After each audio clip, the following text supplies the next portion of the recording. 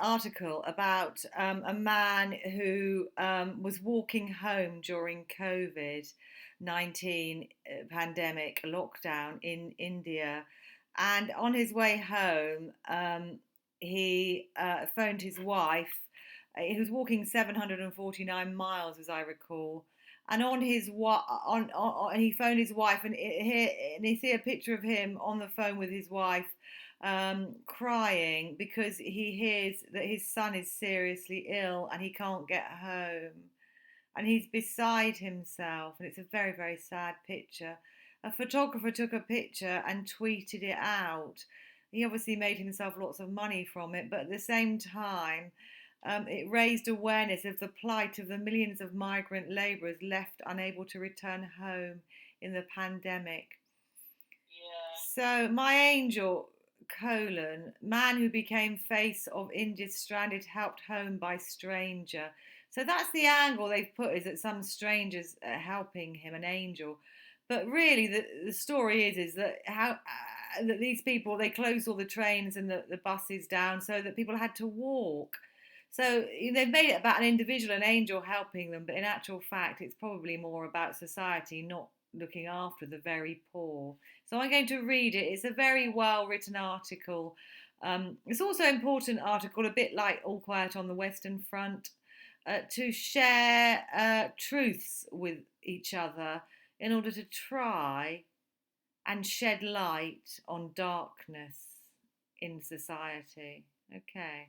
So Atul Yadav captured this image of Rampaka Pandit talking to his wife about their sick baby boy as he tried to get home. So very, very painful picture and a little bit intrusive, but on the other hand, yeah, there's a debate around that as well, but we won't go down that.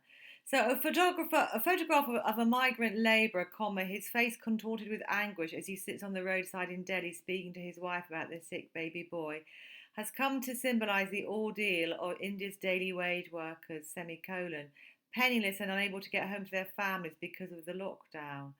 Rampaka Pandit, and a construction worker in the capital city, had heard that his 11-month son was seriously unwell.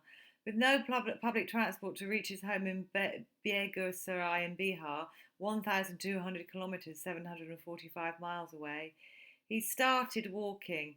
He reached Nizamuddin Bridge, where, exhausted and hungry, he could go no further. So basically, there is a rule when you're writing a piece, which is looking at when, where, what, why, how, and so it's giving us the where and the why here.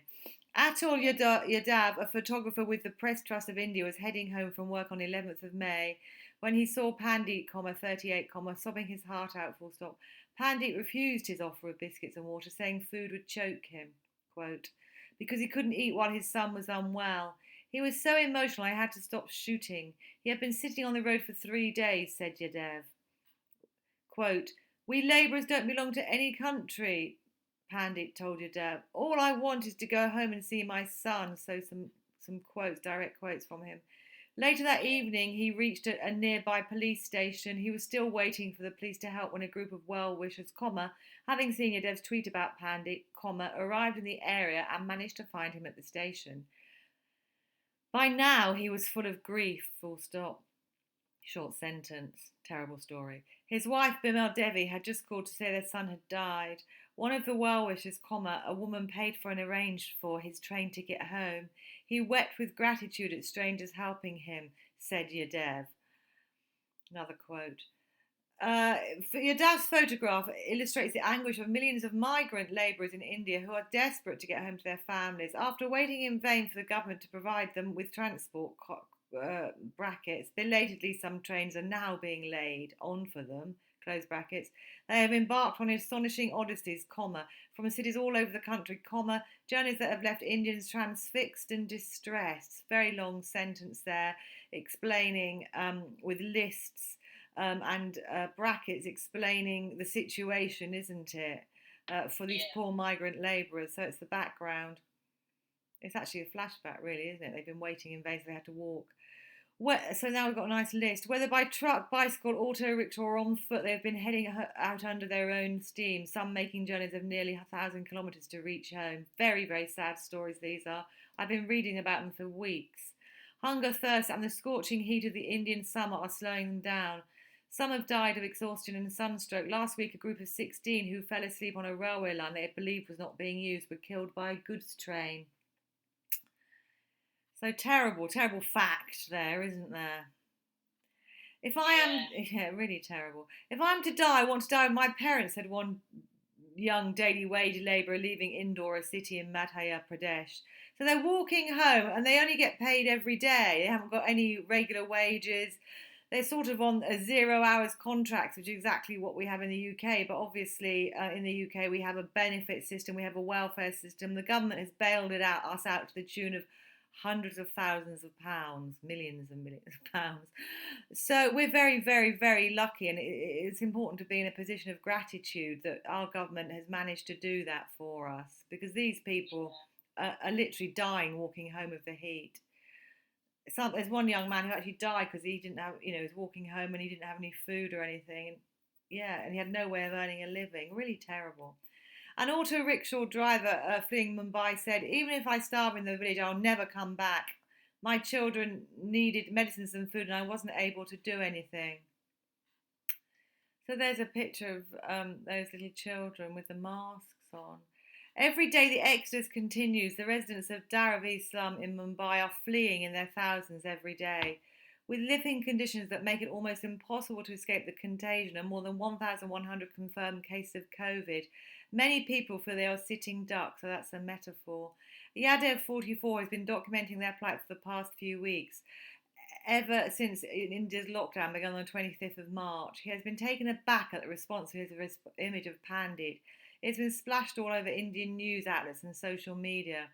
He is getting calls from California and New York, both about his photograph and from people who want to help Pandit. "In my career so far, this is the photograph that's best shown one person's pain," he said. Terrible. Pandit reached Bihar last Wednesday and was put into a quarantine centre. There he developed a temperature and headaches and was sent to hospital, where he has tested negative for COVID-19. Now that really means nothing at the moment, May the 20, whatever we are. My daughter works in a hospital in London, and people who clearly have got COVID are testing negative because their lungs and the X-rays are showing up COVID, and people who have had COVID and then recovered are testing positive and can't be sent home to care homes or sent anywhere because they're testing positive. So these tests aren't quite up to it. So he may well still have COVID. It will be interesting to see what happens to him. This is an article from only yesterday, so I don't know. I'd like to know what happened to him. Anyway, on the government's inaction towards workers separated from their families, Pandit said he was not surprised. "I'm a nobody," quote, "I'm like an ant, my life doesn't matter. The government's only concerned with filling the stomachs of the rich," unquote, he said. Pandit cannot wait to reach his home and family, full stop, because he's in quarantine now. Once there, he plans never to return to Delhi or go to any other city for work, even though he has no land or any other means of support. "However I manage, I will manage. My family and my parents will be with me. That's enough for me," unquote, he said. If he does ever return to Delhi, though, it will be to meet the woman who paid for his ticket and booked it for him. Before leaving, she gave him her address lest he needed further help to get home. Quote, "I would like to meet her again. She was my angel," he said. So this lovely lady gave him the money out of the goodness and love of her heart, and saved him and got him home. Poor man. After this guy had tweeted this picture of this poor man, but it's a beautifully written piece. You can see that it starts where it ends with the angel, doesn't it? But then it explores all aspects of this particular situation with direct quotes, lots of descriptive language, and lots of background facts, doesn't it? And Yeah. lists and short and long sentences, and it's a very lovely piece, in the fact that it does shed light on a terrible situation that we should know about and try and stop happening.